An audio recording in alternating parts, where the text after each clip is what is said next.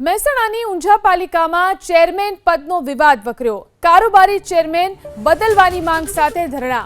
ઊંઝાના ધારાસભ્યની ઓફિસની બહાર ધરણા કરવામાં આવ્યા।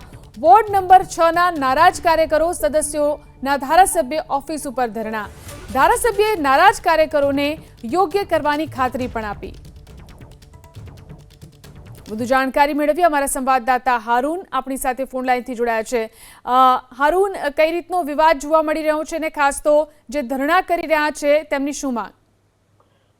મહેસાણાના ભાજપ શાસિત ઊંઝા નગરપાલિકામાં જે રીતે સ્ટેન્ડિંગ કમિટીના ચેરમેન બદલાયા તેને લઈને વિવાદ થયો છે। પ્રથમવાર અમિતા પ્રજાપતિને સ્ટેન્ડિંગ કમિટીના ચેરમેન માટેનો મેન્ડેટ આપ્યો હતો અને તેમની નિમણૂક કરાઈ હતી। ત્યારબાદ એક જ મહિનાની અંદર ફરી એકવાર સ્ટેન્ડિંગ કમિટીના ચેરમેન બદલીને કિરીટ પટેલને જે રીતે સમગ્ર મામલે રજૂઆત કરવા પહોંચ્યા હતા અને મોટી સંખ્યાની અંદર સ્થાનિકો ત્યાં પહોંચ્યા હતા।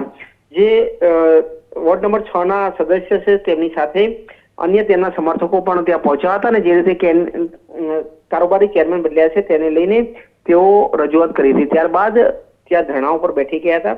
તેમની માંગ છે કે તેમને જે બદલાશે તેનો ચોક્કસ જવાબ આપે, કારણ કે જે રીતે એક જ મહિનાની અંદર કારોબારી ચેરમેન બદલાતા વિવાદ થયો છે તે ભાજપના જે સદસ્યો છે તે આમને સામને આવી ગયા છે।